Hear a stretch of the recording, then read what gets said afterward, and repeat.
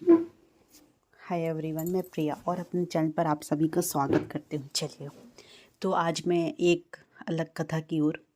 कहते हैं कि कोई ना कोई कारण होता है। देखो, अगर आपके पास कुछ कुछ घटनाएं घटती हैं या फिर कुछ भी होता है, अगर आप धार्मिक बात करें, ऐतिहासिक बात करें या अपन जीवनदायिनी बातें करें, तो हर चीज़ के पीछे कहीं ना कहीं कुछ कारण होता है। क्या आप जानते हैं कि माँ सीता को दूर क्यों रहना पड़ा था श्री राम जी से? उसका भी एक कारण है। चलिए, तो अगर आप जानना चाहते हैं तो बिल्कुल वीडियो में शुरू से लेकर एंड तक बने रहें। चलिए, देखिए, कहते हैं कि एक बार सीता जी अपने सहेलियों के साथ जनक जी के महल में के बगीचे में मनोरंजन करने के लिए गई थी। वहां पर एक वृक्ष में उन्होंने तोते का एक जोड़े को देखा। दोनों आपस में बातें कर रहे थे। एक ने कहा कि अयोध्या में एक सुंदर और प्रतापी कुमार है जिनका नाम श्री राम है, उनसे सीता जी का विवाह होगा। श्री राम 11,000 वर्षों तक इस धरती पर राज्य करेंगे। सीता और राम एक दूसरे के जीवन साथी की तरह इस धरती पर सुख से जीवन बिताएंगे। सीता ने अपना नाम सुना तो दोनों पक्षी की बात गौर से सुनने लगी और अपने जीवन के बारे में और बातें सुनने की इच्छा हुई। लेकिन सहेलियों से कहकर उन्होंने दोनों पक्षी क्या करे, पकड़वा लिए। सीता ने उन्हें प्यार से सहलाया और कहा, भय मत करो, तुम बड़ी अच्छी बातें करती हो। यह बताओ कि ज्ञान तुम्हें कहाँ से मिला? मुझसे डरने की ज़रूरत नहीं है। फिर जो दोनों का डर था वो समाप्त हो गया। वे समझ गए कि यह स्वयं सीता ही है। दोनों ने बताया कि वाल्मीकि नाम के एक महर्षि हैं, उनके आश्रम में ही रहते हैं। तो वाल्मीकि रोज श्री राम और सीता जी के जीवन की चर्चा करते हैं। उन्होंने वही सुना जो सब सुना। अब वो मतलब कंठस्थ हो गया, उन्हें याद हो गया तोतों को, तो उन्होंने सब आके बता दिया। फिर क्या हुआ?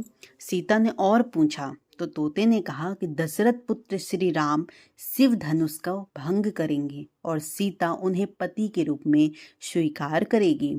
तीनों लोकों में यह अद्भुत जोड़ी बनेगी। सीता पूछती जाती और तोता उसका उत्तर देते जाते। दोनों थक गए। उन्होंने सीता से कहा कि यह कथा बहुत विस्तृत है, कई माह लगेंगे सुनाने में। और दोनों उड़ने को तैयार हुआ। यह देख सीता ने कहा कि तुमने मेरे भावी पति के बारे में बताया है, उनके बारे में बड़ी जिज्ञासा हुई है। जब तक श्री राम आकर मेरा वर्ण नहीं करेंगे तो मेरे महल में तुम आराम से रहकर सुख भोगो। तोती ने कहा, देवी, हम वन के प्राणी हैं, पेड़ों पर रहते सर्वत्र विचरते हैं। मैं गर्भवती हूँ, मुझे घोंसले में जाकर अपने बच्चों को जन्म देना है। सीता जी नहीं मानी। तोते ने कहा, आप जिद ना करें, जब मेरी पत्नी बच्चों को जन्म दे देगी तो मैं स्वयं आकर शेष कथा सुनाऊंगा। अभी आप जाने दीजिए। सीता ने कहा, ऐसा है तो तुम चले जाओ, लेकिन तुम्हारी पत्नी यहीं रहेगी, मैं उसे कोई कष्ट नहीं होने दूंगी। तोते को पत्नी से बड़ा प्रेम था, वह अकेले जाने को तैयार ना था। जब तोते को लगा कि सीता के चंगुल से मुक्त नहीं हो सकता तो वह विलाप करने लग गया। मुनियों ने सत्य कहा है, मौन रहना चाहिए। यदि हम कथा ना कहते तो मुफ्त होते। तोती अपने पति से विछोह सहन नहीं कर पा रही थी। उसने सीता को कहा, आप मुझे पति से अलग ना करें, नहीं तो मैं आपको श्राप दे दूंगी। सीता हंसने लगी। उन्होंने कहा, श्राप देना है तो दे दो, राजकुमारी को पक्षी के श्राप से क्या बिगड़ेगा? तोती ने श्राप दिया कि एक गर्भवती को जिस तरह तुमने अपने पति से दूर कर रही हो, उसी तरह तुम जब गर्भवती रहोगी तो तुम्हें अपने पति का विछोह सहना पड़ेगा। श्राप देकर तोती ने वहीं पर प्राण त्याग दिए। पत्नी को मरता देख तोता क्रोध में बोला, अपनी पत्नी के वचन सत्य करने के लिए मैं ईश्वर को प्रसन्न कर श्री राम के नगर में जन्म लूंगा और अपनी पत्नी का श्राप सत्य कराने का माध्यम बनूंगा।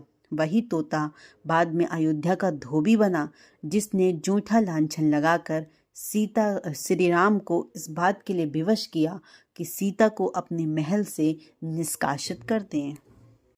देखिए, रामायण कथा के अनुसार हम सब जानते हैं कि जब लंका विजय प्राप्त करने के बाद प्रभु श्री राम माता सीता और लक्ष्मण के साथ अयोध्या लौटे तो उनका जो स्वागत था बहुत ही भव्य रूप में हुआ था।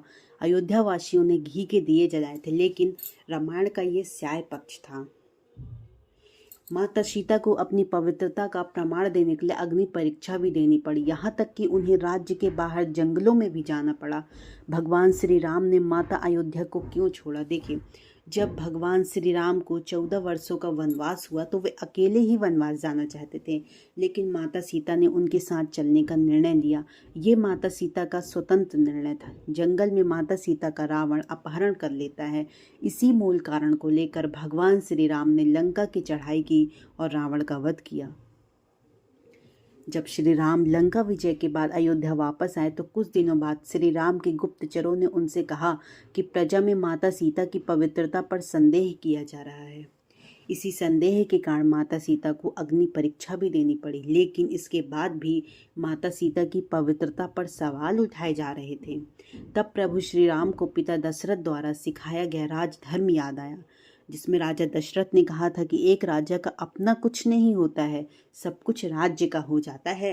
आवश्यकता पड़ने पर यदि राजा को अपने राज्य और प्रजा के हित के लिए अपनी स्त्री, संतान, मित्र, यहाँ तक कि प्राण भी त्यागने पड़े तो तुम्हें संकोच नहीं करना चाहिए, क्योंकि राज्य ही उसका मित्र है और राज्य ही उसका परिवार है।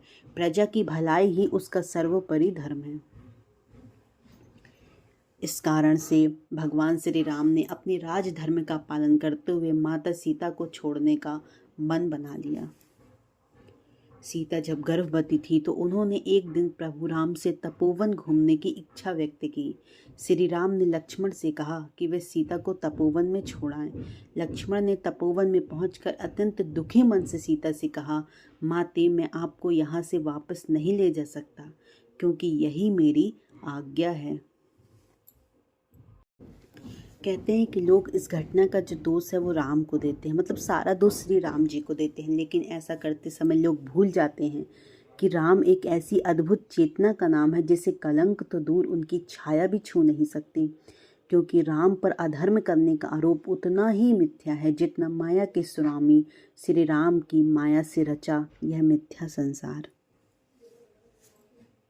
देखिए, इस कथा को सुनकर मन में कुछ प्रश्न उठना स्वाभाविक है।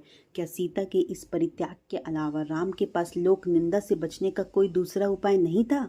राम ने जैसे लंका में सीता की शुद्धि परीक्षा करवाई, उसी तरह उन्होंने अयोध्या की प्रजा के सामने सीता को फिर से अग्नि परीक्षा के लिए क्यों नहीं कहा?